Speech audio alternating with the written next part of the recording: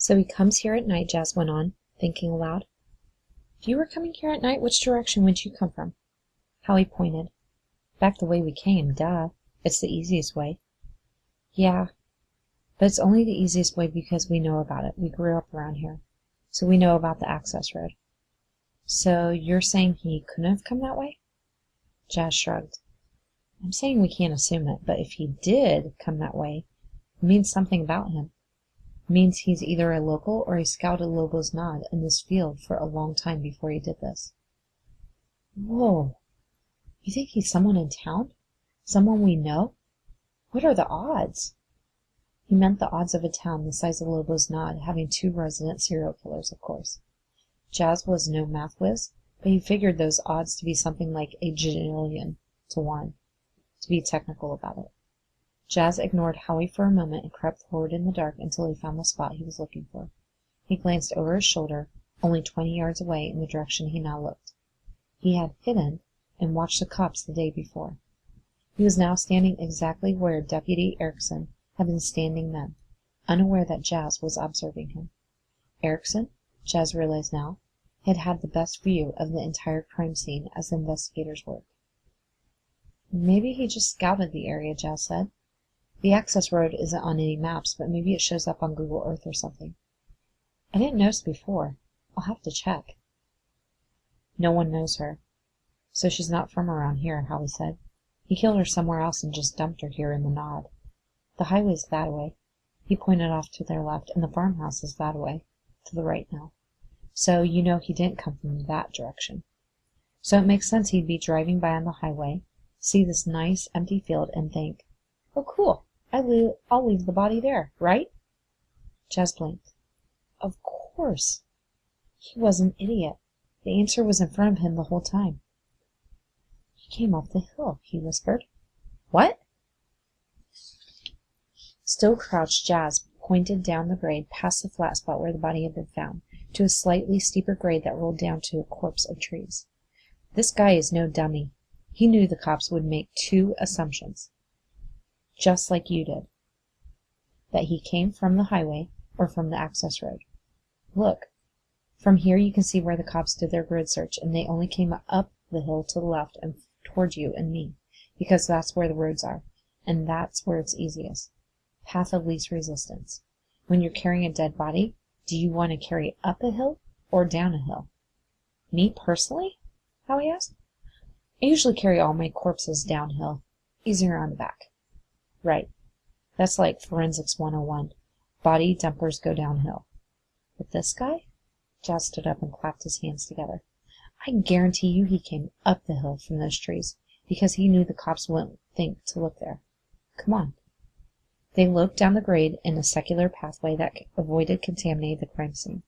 I can't imagine carrying the body up this hill, Howie complained. I would have just burned it up. Why didn't you just burn it? Are you kidding? A crematorium gets up to 1,500 degrees for 2 hours, and bones and teeth still survive. Billy learned that one the hard way. Tried burning his 10th victim. Didn't go well. What about that lime stuff? Dissolve it. Quicklime? Takes a long time, and you need a lot of it. And while that's happening, the body can get dehydrated and might actually end up preserved, not dissolved. So there's no guarantee you can get rid of the body. Your best bet is to make sure you've removed all connections from it to you. Well, now I know who to call if I ever need to get rid of a body, Howie said. At the bottom of the hill, he paused and looked around at the trees. This doesn't make sense. How would he get into the trees in the first place? There's no road. There's no... I don't know how, Jazz said, his voice rising in excitement, as they took off running across the field under the light of the moon. He just did. I know he did. His heart thrummed with something more than exertion of running, something deeper, more primal. He didn't know what it was not yet, but he liked it. In moments, they crossed the tree line. Jazz warned Howie to be careful, playing a flashlight beam along the ground and up the trunks of trees. Howie complained until Jazz gave him a flashlight tune, and soon the 2 of them were creeping along through the trees, picking out roots and moss and shrubbery with their flashlights. Suddenly, Jazz stopped dead in his tracks and motioned for Howie to stop too, hissing, "Shh! Don't say anything." "I didn't say anything," Howie argued. "You just did." "Yeah, because you said..." Just shut up and listen." Jas waved his hand manically for emphasis in how he shut up. They both strained, leaning into the air listening. "Do you hear it?" Jas whispered. "Hear what?" "All I hear is the creek. What do you hear?" "Super hearing guy?" "Exactly, the creek!" A grin split Jas's face. He shined his light right in Howie's face so he could see the expression when the facts collided in Howie's head. "Where does the creek lead?" "Lead?" Howie frowned. Like most kids in the Nod, he played in and around these fields when he was younger. It doesn't lead anywhere. It cuts through the farm and goes west to... "Oh!" Howie's jaw dropped. "Holy! It goes to the highway!" The creek in question, no more than 30 yards from where they stood, ran across a farm property east to west, passing under the highway and then petering out to a trickle. The killer could have left his car along the highway late at night when no one from Lobo's Nod would be on the roads, then carried Jane Doe through the creek to the trees, then up the hill to dump her body. The water was no more than a foot high at the creek's greatest depth. Would it be easy work? Not at all. But serial killers tended to be dedicated types, real overachievers. Wading the creek would leave less of a scent for dogs, if the cops ever got this far, and trace evidence would just be washed away or dissolved. Put Jane Doe in a plastic bag, and she would even bob along in the water a little without getting wet. When it was time to leave, he would go back the same way he'd come. It was a pretty decent plan. "This guy is a hell of an organized killer," Jas said as they walked. "He thought of everything, didn't leave anything behind he didn't want found." "So we can't learn anything about him?" "We can always learn something. Even if there's nothing there, that still tells us something. Disorganizers killers go nuts and leave all kinds of evidence, so we can assume things about them. Organized killers don't leave evidence, but that tells us something about their personalities, like our guy. He's highly organized, probably firstborn or an only child. Probably had a decent relationship with his father, stable, did well in school, but most likely dropped out." "It's starting to sound like your dad," Howie said. Jas laughed. "Pretty sure dear old Dad is still locked up. I think we would have heard if he was out." Jas refused to communicate with Billy, but G. William made a point of calling once a month and confirming that, yes, Billy was still locked up in the penitentiary. They reached the creek and rushed to explore its borders. Jas wasn't so naive as to hope for footprints in the softer ground near the water. But he did see 2 or 3 spots that looked as though they'd been swept and brushed with leaves or branches. Had the killer entered or exited the water at one or more of these points and covered up his tracks? The faster thud of Jas's heart told him yes. Yes, he had. But there was nothing else to see. Jas knew that. Despite what Billy had taught him, there was really no such thing as perfect crime, or a perfect crime scene. Everyone left some clue, some trace, some trail to follow, something. Maybe the cops would miss it, but that didn't mean it wasn't there. Jas had something the cops didn't have, though.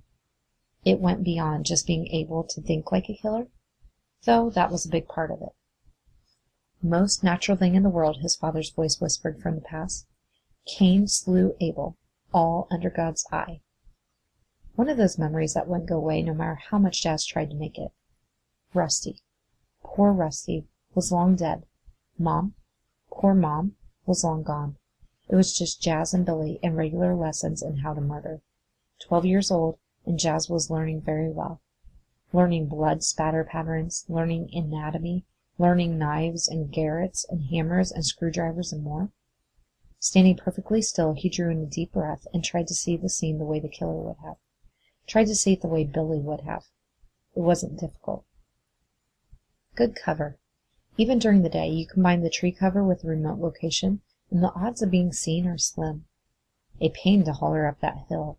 Even as tiny as she was still dead weight, but worth it. To throw the cops off the trail, and before you go, you drop the middle finger there, you stick it to the cops. But you keep the other 2 because they're small, portable. Stick a finger in your pocket and no one will notice. Say, is that a severed finger in your pocket? Or are you just happy to see me? Ha ho ho. But why keep 2 of them? Why?